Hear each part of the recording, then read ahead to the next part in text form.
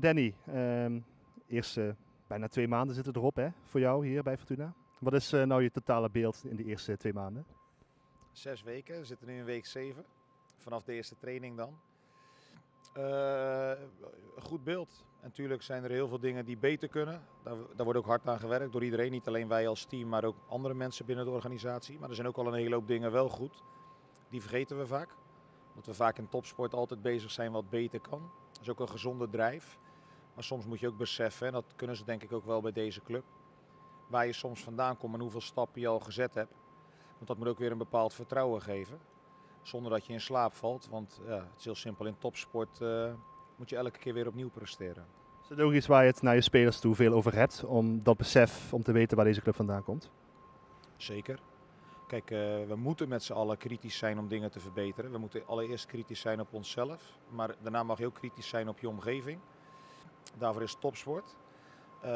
Maar je moet ook wel beseffen waar je bent, waar iemand vandaan komt. En je kan stappen willen zetten, alleen sommige dingen hebben ook tijd nodig om zich verder te ontwikkelen.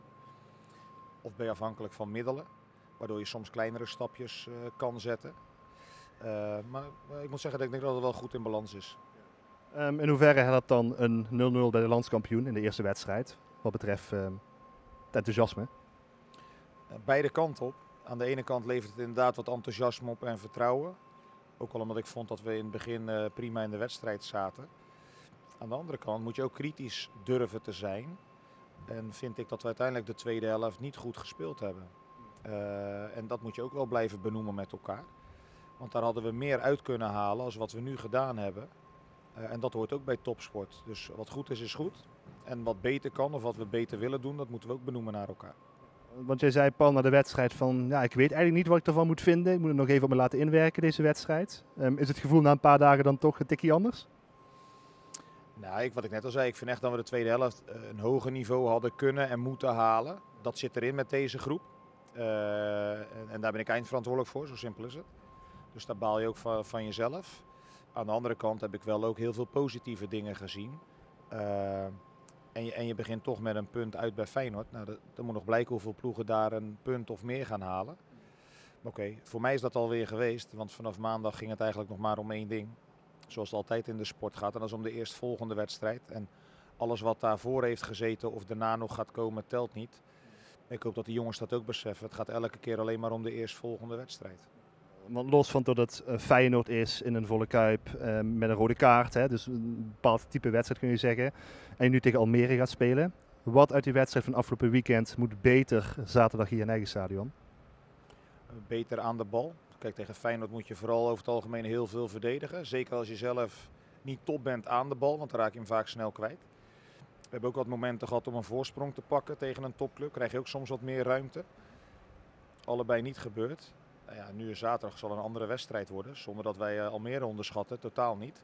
Alleen wij zullen wel ten opzichte van Feyenoord veel gelijkwaardiger of in fases te betere zijn als we het goed doen. Maar dan moet je wel een goed niveau aan de bal halen. En ik denk dat dat enorm belangrijk is. Mensen waren blij om te zien dat die jongens enorm gestreden hebben. Maar ja, dat is heel simpel. Dat moet gewoon elke week de norm zijn. Elke dag dat je hier binnenkomt moet je maximaal strijden en het maximale geven om het beste resultaat te halen. Fouten maken mag, doen we allemaal. Maar het maximale geven moet gewoon de norm zijn.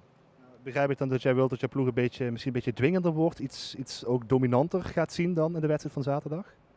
Zeker. Ik vond al tegen Feyenoord dat wij de tweede helft dominanter en dwingender hadden moeten zijn. Want we staan met een man meer op het veld. En dan moet je dat wel proberen en dan kan het fout gaan. En ik vind dat we daar wel een stap in kunnen zetten als je dat analyseert ten opzichte van Feyenoord. En hopelijk kunnen we zaterdag laten zien dat we daar inderdaad toe in staat zijn. En dat zal zeker niet allemaal goed gaan. Dat is mooi dat je thuis gaat voetballen. Want dan krijg je het publiek erbij natuurlijk. En als je daarvoor een wisselwerking kan zorgen in die interactie, dan gaan ze jou over een dood punt heen helpen. Dan gaan ze jou nog meer vertrouwen geven. En dat kan er weer voor zorgen dat we beter gaan presteren. Dus laten we hopen dat we daar zaterdag mee kunnen beginnen. Wat is jouw beeld van Almere eigenlijk? Want het is natuurlijk een ploeg die gepromoveerd is met een aantal nieuwe spelers, maar niet heel veel. Maar iedereen vindt jullie ook de favoriet natuurlijk op voorhand voor die wedstrijd. Maar wat is dat voor een ploeg, Almere? Ja, weet je promoveert niet zomaar vorig jaar. Dat is een zware competitie, ook dit jaar weer de KKD. En zij zijn zelfs nog gepromoveerd via de na-competitie. Dat is ook vaak een behoorlijk pittige klus, dus dat geeft aan dat ze kwaliteit hebben. Nou, er zijn ook wat wisselingen daar in de selectie. Ze hebben een wat kortere voorbereiding, omdat zij natuurlijk langer doorgespeeld hebben met de na-competitie. En ze hebben nu een eerste wedstrijd tegen Twente verloren. Eindfase met 10 man gespeeld, waarbij toen nog 1-2 stond. En pas echt in blessuretijd heeft Twente afstand genomen. Dus dat betekent dat ze toch hebben kunnen ruiken aan een resultaat tegen Twente, wat een top 5 club is. Dus sommige mensen denken dat wij zomaar over Almere heen gaan lopen, maar dat gaat waarschijnlijk niet gebeuren, omdat die onderlinge verschillen in de eredivisie klein zijn. Wij zullen gewoon een heel goed niveau moeten halen. Als we dat doen, ja, dan heb je ook gewoon een goede kans om een wedstrijd te winnen. Maar ik denk dat we vooral naar onszelf moeten kijken zonder dat we Almere daarmee onderschatten. Als je naar jullie zelf kijkt, dan gaat het ook wel veel over de fitheid van jongens. Hè? Niet iedereen nog op 100% op dit moment. Hoe sta je er wat dat betreft ervoor op dit moment? Ja, dat zijn feiten. Zeker niet iedereen is 100%. En dat gaat ook niet binnen nu of 1 of 2 weken gebeuren. En dat heeft ook niks te maken met dat ze niet hard willen werken of dat we meer moeten gaan trainen, want dan blaas je de boel op. Om 100% fit te worden, dat heeft ook tijd nodig. En jongens moeten dan in een bepaald ritme komen over een langere periode. En ik moet zeggen, tot nu toe gaat dat goed. Want eigenlijk hebben wij in de voorbereiding geen blessures opgelopen. Ook deze eerste week met de competitie zijn we goed doorgekomen. En dat is de enige manier om die fitheid uit te bouwen. De tijd nemen. Maar ja, wat je op het veld moet doen, zowel qua training als wedstrijden, dat moet je maximaal doen. De grenzen opzoeken. Misschien soms zelfs er wel eventjes overheen. Om uiteindelijk door te groeien. Zijn er al jongens waarvan je nu al op voorhand weet dat je ze gaat missen dit weekend? Nee, volgens mij hebben wij iedereen tot onze beschikking. Sierhuis ook dus? Ja, Kai is dan de enige twijfel, want die is wel aan het instromen met de trainingen. Alleen ja, daar zullen wij vrijdag na de laatste training pas gaan analyseren hoe is deze week gegaan en is het verantwoord om hem erbij te pakken. Want we pakken hem er in principe alleen bij als hij dan ook wat minuten kan maken. Maar dat is dan eigenlijk de enige. En het veld, want we zien het hier achter je, het ziet er heerlijk mooi groen uit. Heb je al enig idee hoe goed het is, dat veld? Ik durf het echt niet te zeggen, want wij trainen hier niet. En de afgelopen weken heb ik wel gezien dat er een hoop mensen in ieder geval keihard gewerkt hebben om het zo goed mogelijk voor elkaar te hebben. En nou mogen we zaterdag gaan ervaren hoe dat is. Maar als ik zo even snel hier vanaf boven kijk, dan ziet het er zeer behoorlijk uit. Alleen of het perfect is of goed of zeer behoorlijk, dat kan ik niet zeggen. Wat zijn eigenlijk, want je bent natuurlijk met Groningen ook wedstrijden hier gespeeld in het verleden. Wat zijn je ervaringen met dit stadion, met dit veld, met deze club hier in dit stadion? Ik heb hier een paar keer gespeeld en volgens mij was het ook een paar keer rond de winter. Ja. Dus dan per definitie worden de velden dan wel slechter of zijn de weersomstandigheden slecht.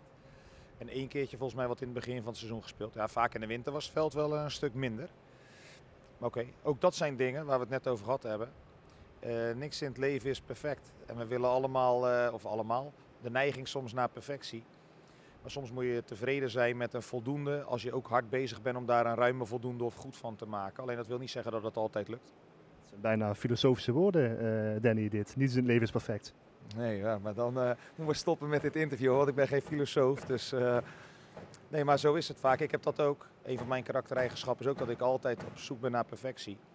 Alleen nu ik wat ouder ben, kom ik ook al tot de conclusie dat het vaak niet haalbaar is. En dat je soms ook tevreden moet zijn met goed. Los van het feit dat je in topsport altijd moet streven naar zo goed mogelijk het maximale.